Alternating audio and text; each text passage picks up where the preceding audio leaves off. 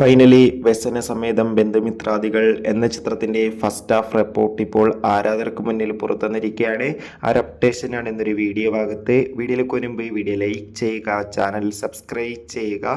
ഈ വരുന്ന ജൂൺ മാസം അങ്ങോട്ട് ധാരാളം ചിത്രങ്ങൾ OTT റിലീസ് ചെയ്യും. നമ്മുടെ ചാനൽ ഭാഗം പരിശോധിച്ചാൽ ആ വീഡിയോയ്ക്ക് നിങ്ങൾക്ക് കാണാൻ വേണ്ടി സാധിക്കുന്നതായിരിക്കും.